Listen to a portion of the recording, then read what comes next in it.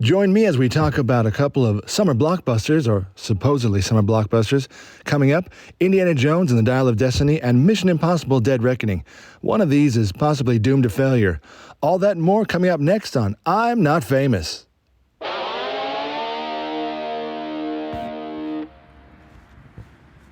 Hey everyone, welcome to the show. Well, it's finally that time to talk about Indiana Jones and the Dial of Destiny. I've been putting it off for a while because I've just been trying to wait and see where it's all at with reshoots and over budget and delays. And I don't want to talk spoilers, but if you are a fan and you've been following it, I'm pretty sure you know most of the rumors if you've been watching any videos. If not, again, I'm just going to talk about the overall plot that, frankly, everyone knows about and has known about for quite a while. And a lot of this information is not coming from me. I don't have Hollywood insiders. A lot of it's coming from Doomcock on YouTube. He's got quite a following. And he has been on the money lately, more times than not. He always says take his his rumors with a huge grain of salt.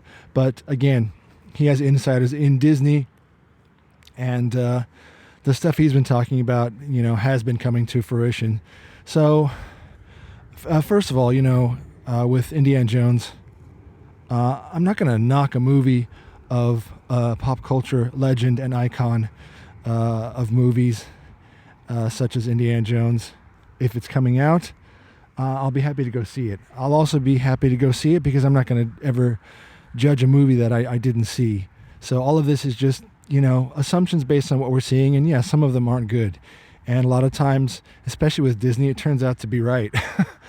But yeah, with Indiana Jones, I'll be honest, it's a movie that nobody asked for, as much as, again, I'm always happy to see someone back on the screen, but not if it's just going to trash and destroy, the reputation and the legend of a character that we're used to. And Disney is famous for that. Kathleen Kennedy especially, she has proven herself to just honestly hate anything that Lucas has created. I'm sorry. And this is not just me being a whiny fanboy. This is just obvious. The proof is in the pudding. The Star Wars sequels were all about completely remaking them, the same exact plot, and just destroying the legacy of Luke Skywalker and Han Solo. And, even something as simple as the opportunity of putting Harrison Ford and Carrie Fisher and Mark Hamill in the same scene to really have a reunion. Even that didn't happen. And in the sequels were a total balls up. They came off strong. Yeah, The Force Awakens came off strong because we were starving for anything Star Wars, because it had been such a delay. We knew that Lucas sold it to Disney. We were gonna, we wanted to see what this $4 billion was gonna pay for. We were gonna see what they could do with it, and it just went downhill from there until, frankly, they just have just oversaturated and raped the IP. Disney Plus, all these shows, The Mandalorian. Yeah, The Mandalorian had some neat fan service, but even it fizzled out. So again, that's just Star Wars. And so my fear is, what are they going to turn their sights on next? Well, folks, they have turned their sights on Indiana Jones. And like I say, it's not a movie we asked for. From my point of view, right now, there's 3 Indiana Jones movies. I barely rate Kingdom of the Crystal Skull, which some are now saying that one, in comparison to this one, because, people have already seen them. It already premiered at Cannes, which is amazing since it's like a month early. But yeah, they're saying even Crystal Skull looks better. And that, my friends, is not good news. That is looming sadness if Kingdom of the Crystal Skull is a good movie compared to this one. But just in general, again, I don't think we need another one. Raiders and Indiana Jones and The Last Crusade, Temple of Doom, being a prequel, which again, even the writers now who wrote this one, and Kathleen Kennedy, or anyone who's at Disney, They don't even understand how that works, that one was actually a prequel to Raiders. So they think it's, a trilogy and it's ongoing to this one. Again, that just shows how much they really don't even care about any of the legend or what we would call canon. But again, I don't want a movie that's going to destroy the reputation of something that we've all come to love. And Indiana Jones and the Last Crusade, that was the perfect ending. We don't need any more. They literally rode off into the sunset. How could you end it any better? Sean Connery as his father, just the perfect casting and perfect role and a great movie. And so I was happy with that. And that was 1989, for God's sake. 1989. Wow. But I was happy. I was happy to see Harrison Ford move on to all the other things he's done and leave that character riding off into the sunset. That's how you leave it. But no, Disney only knows how to do one thing: resurrect old stuff from the IP and see how much money they can squeeze out of it. That's all they've been doing for the past few years since they bought Lucas Film. They have just been milking it for everything. They haven't come up with a single original idea. So yes, of course, they were going to come after Indiana Jones. Why not? So this was supposed to come out ages ago, and initially the rumors were that Phoebe Waller-Bridge, she plays Indiana Jones' goddaughter. Look, that's fine and all, but the rumors were that she was pretty much going to upstage him the whole time, make him look like an old fool. And at the end, and again, this isn't really a spoiler because I think everyone knows about this, and I do believe this ending has been changed. But essentially, since it does involve time travel, the Dial of Destiny, she was going to go back in time, and in order to save the world, she was actually going to have to kill Indiana Jones, and I shit you not, his hat was going to roll on the ground, and she was going to put on his hat. She was going to become Indiana Jones and erase him. Oh my fucking God. What a Kathleen Kennedy move. Let's put Indiana Jones back while he's old and feeble, knock him to the ground, and at the end, even a better way to screw him, let's not just kill him. Let's have the new female lead character upstage him and then erase him from fucking history. Well, if that doesn't sound like a Kathleen Kennedy stitch up, nothing does. So, first of all, that was real. That was shot. And they started to show it to preview audiences, and they just hated it. Whether they're fans or not, they're just like, what is this? They hated it. And of course, then they started to really see that this was not going to work in general. So came the reshoots and different endings. But the thing is you can only do so much when a movie is already in the can. You know what I mean? Unless you're going to reshoot the whole thing. People don't realize, as much as there's CGI, you can't CGI the whole thing. Even that costs money. You have to get the actors back in. And, Harrison Ford's not small time. I'm sure his agent goes, well, you want him back in, that's going to be another $1 million. So you come in and you do these reshoots and you try to hack the movie together and you try to fix it and have different endings. And that's where we're at. And they're over budget, up to $300 million. Now you think, oh, that doesn't sound bad. The biggest thing about movies is marketing. That's before the marketing, which is also hundreds of millions. So, long story short, to break even, this movie, like most modern movies, like all Marvel movies, it's up into like $1 billion. It gets up to almost that, It's into the 800 millions or more. It would have to, at a minimum, make that just to break even. And you know what, folks? I don't think it's going to. I think Disney's in trouble. I think Kathleen Kennedy's in trouble. Especially since the other rumors are that she's been in Iger's office multiple times, and essentially, Disney's been telling her this movie has to make money or you're gone. Now again, who knows what will happen, because she's had plenty of chances and she keeps screwing up and she's still there and they keep paying her. I guess they're just worried about firing her, whatever the backlash is. She must have all the dirty pictures. I don't know. She's got something on somebody to have lasted this long and not performed and not produced, So Indiana Jones and the Dial of Destiny. We pick up, and it's Indiana, and he is the age he is now. Harrison Ford is 80. I'm not being ageist, but it is a factor. And it's the 60s now. Again, at no point did I ask for Indiana Jones to be in the 60s. Indiana Jones to me is that 1940s, 1930s era, that serial sort of action movie, old film era. And that's where he was born from, and that's where I see him lasting in my mind forever. That's what good characters can do, like from a book. Characters from a book don't age. They live in your mind, timeless, ageless.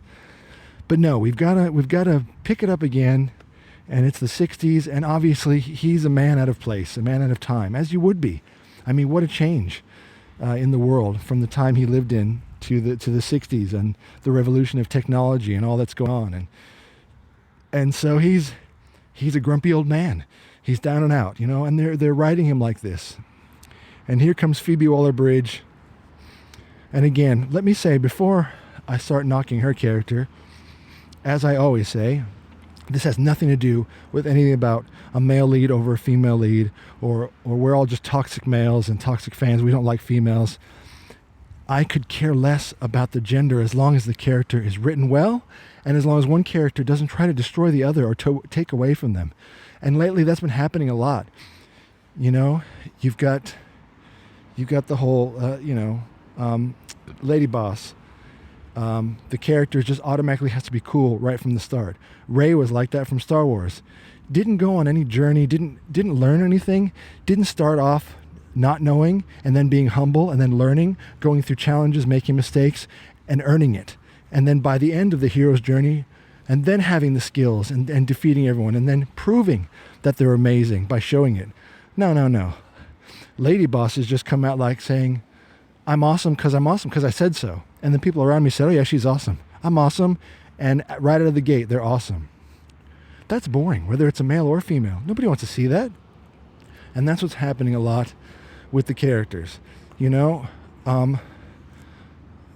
Great and strong female characters can be like Trinity in The Matrix and Neo. She was awesome and strong and kicked ass. And they actually needed each other, and they were stronger together. And, that's historically, that's how you write a character. And I think male and female characters work best like that. Sarah Connor from Terminator, one of those badass female characters, beloved by all the fans.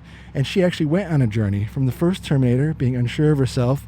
By Terminator 2, she was the badass. And you know what? She was as much the lead as Arnold Schwarzenegger, and everyone flocked to the movies to see her. And she's one of my favorites. All right, Sigourney Weaver as Ripley in Aliens. Come on. She's been kicking ass since that movie in 1979. No one had a problem with her being female, just like nobody cares today. She was a good, well-written, strong female character.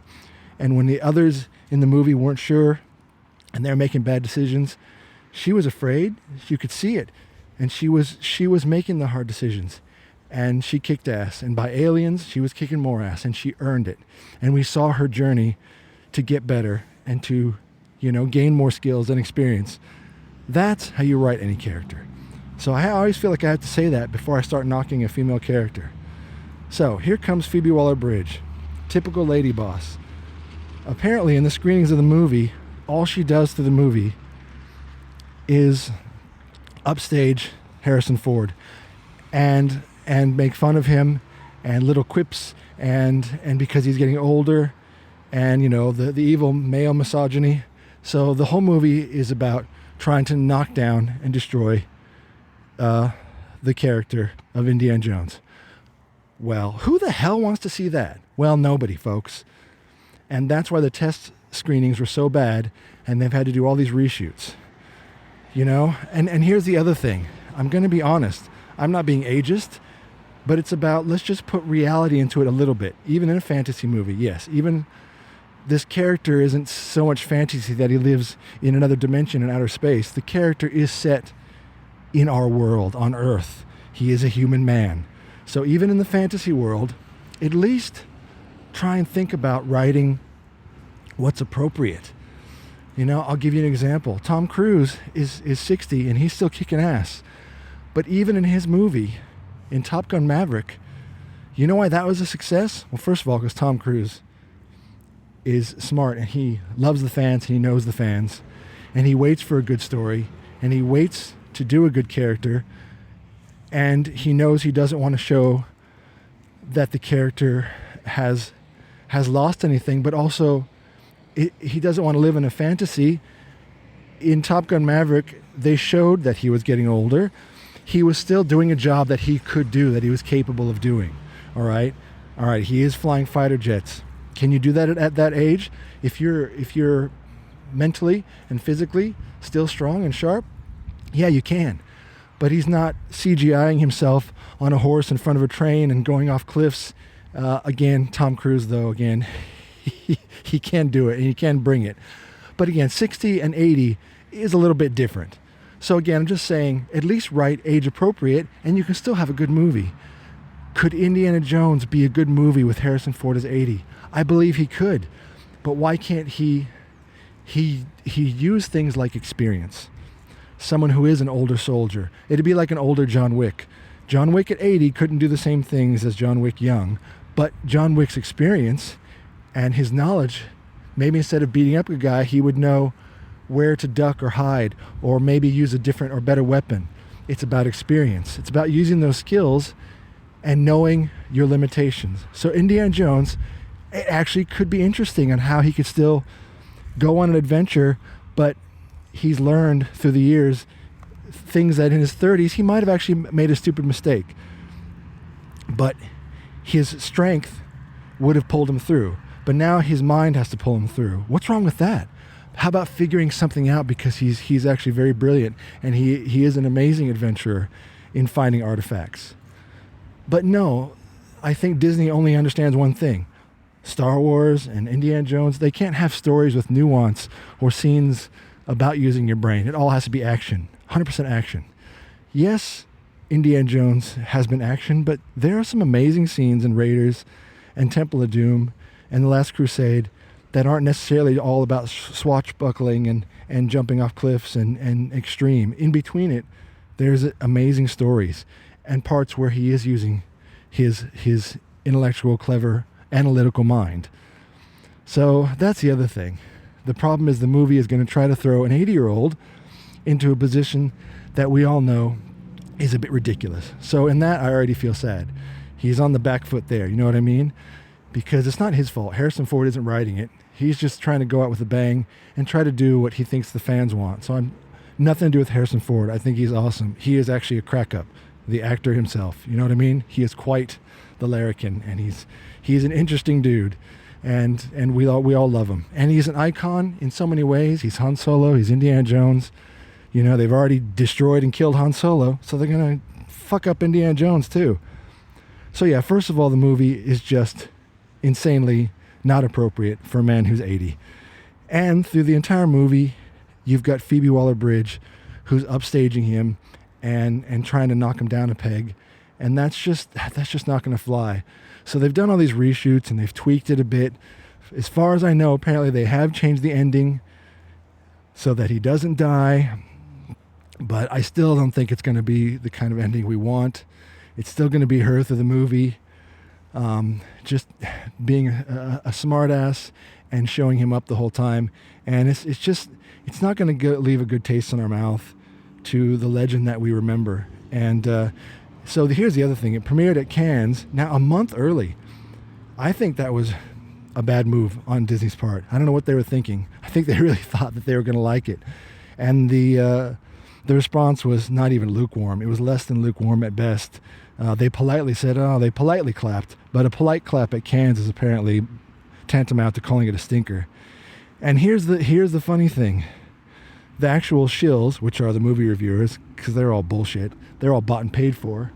Usually if they say a movie's great, because they're bought and paid for, but the fans say it's a stinker, we all know the truth, especially when you go and see it, the movie sucks. Movie critics haven't been real and honest and authentic since the days of Siskel and Ebert, and they probably weren't even authentic. But in this occasion, the movie critics have also bagged the movie. That's pretty bad. When the movie critics are saying it's pretty shit, and then the people who have seen it, who've seen previews of it, are also saying it's shit. I'm just so sad for this last installment of Indy that we're probably going to have to erase from our minds, just like we have to erase the Star Wars sequels from our minds, I tell you. So, look, again, they were saying, this is looking, there's a couple shills that wrote some bullshit. There's always a couple. They said, Indiana Jones and the Dial of Destiny, looking to be the next Top Gun Maverick. No, and nope. Again, Top Gun Maverick, that was 30 years in the making, but Tom Cruise waited and did it right and did the character appropriately. And in this one, it's not going to be like that. The fact that they've done so many reshoots and they're trying to hack it together and stitch something new into stuff they've shot, it's just not going to work. So, I don't know. I just feel like, again, make movies age appropriate. Even Jack Nicholson, look, he was closer, I think he was almost 70 when he did The Departed. And he was even saying, I think this is it for me. There was a story, he did an interview saying he was having trouble remembering his lines, and he actually felt bad for the other actors, because again, a movie's intense, it's big business. As much as they let actors go and do their thing, there are time constraints, there are budgets, there's only so much daylight. Maybe if they're shooting outside, all the caterers are waiting. Every moment on a movie set is costing money. So if you feel like you're not all there, even though you've tried, but maybe you've got some cognitive decline and not all your faculties are there, you can't remember your lines, and you feel like you're stressing out your fellow actors, again, I'm not saying that's a sign that you have to retire right there, but he made that choice to do that. And that was his last movie. I think that was 2006. So, again, that's his journey. But I think he decided, he has had quite a career, and he has done more than enough movies to say he is one of the best. And he decided to bow out. But, that's his journey, and I think maybe that was appropriate. Again, for Harrison Ford, look, if he's still got it, if he's still with it, William Shatner is in his 90s. William Shatner, and he is still sharp as a tack. But again, that's unique to him. And William Shatner just says it just comes down to genetics. But again, it's not about age, but it is about, do you fit in that movie for what they're going to do? And Indiana Jones and some of the scenes are just all CGI, and they've got the de-aged Indiana Jones. Again, this isn't a spoiler, it's in the trailers. They're going to go back in time, bump into his younger self. I'm sure there'll be some shenanigans, but overall, I just think this is a Disney cash grab, and they're just trying to milk the Lucas Film IP for all it's worth before they end up losing it again. So I'm just sad. So on another note, with Tom Cruise, here's how you do it right. Tom Cruise with the next Mission Impossible installment, Dead Reckoning. That looks epic. So I'm hanging out for that so bad to see Mission Impossible, because I know Tom Cruise, he is the extreme. He is still doing his own stunts. Again, if you can do it, why not? And he's still physically fit and mentally sharp. And yeah, he does a bit of fan service. He knows what the fans want. But I don't think he does fan service to the point of altering a good story or a good character. I think he himself is a movie fan. If you ever hear him when he's interviewed, he says like he watches a movie a day. I believe him. I think he is a passionate fan of movies, of cinema, of that art. And I'll be honest, I've said this before, I feel like he's one of the last Hollywood, if not the last Hollywood star. True Hollywood star, because there aren't any left. There's just actors. It's just Netflix now. It's just streaming. The movie magic is dying. And sadly, I think it's going to die with Indiana Jones as well. But yeah, I think Mission Impossible is going to be huge, because that's being done right. No one's trying to destroy or take away from the character or show him up.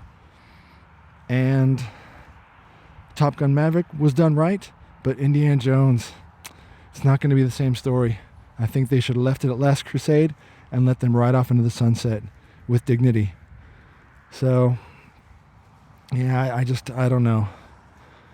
Anyway, those are my thoughts, and I'll still go see it. We'll hope for the best, but it is difficult to see, your heroes as a kid, not so much getting older, but being treated like that in a movie, and the character being treated like that, with no dignity, and again, being upstaged by the other character, whether it's female or male. In this case, it just happens to be a female lady boss who's just awesome and has to upstage him and take over. And yeah, like I say, the original plot was to actually erase him from history and be Indiana Jones, Indiana Jane, Why do you have to do that?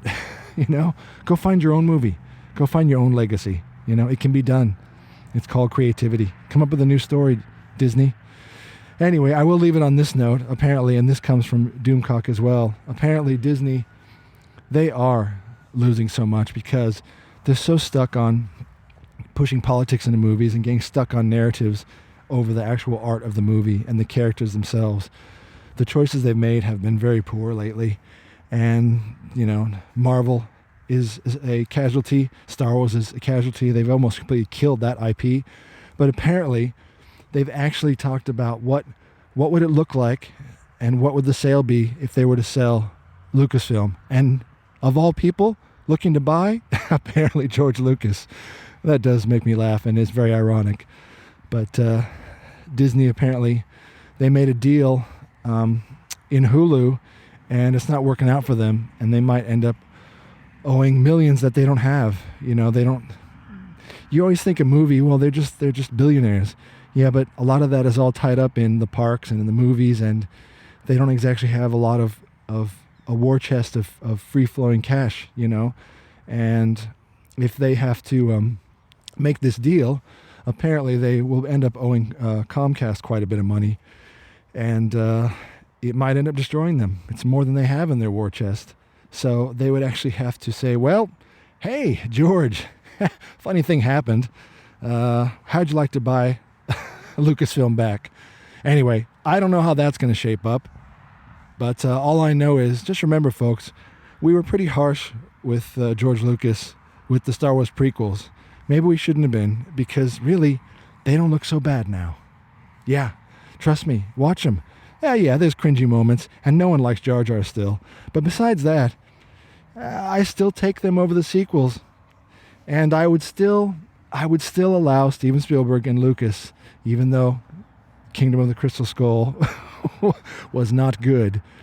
I still feel like the fact that Disney's doing an Indiana Jones movie without Steven Spielberg and without George Lucas, that was the first red flag to think, this is a cash grab and quite sad, because those two guys, they are Indiana Jones. It did come from their ideas and their passions. And yeah, I am a bit sad that they're not working on it. Although maybe it's a good thing, because them not being involved means they can say, well, I didn't do it. I didn't make that stinker. Anyway, good luck. Go see the movie. Make your own opinion. But we'll see. Anyway, see you in the trenches, and talk to you later. Bye.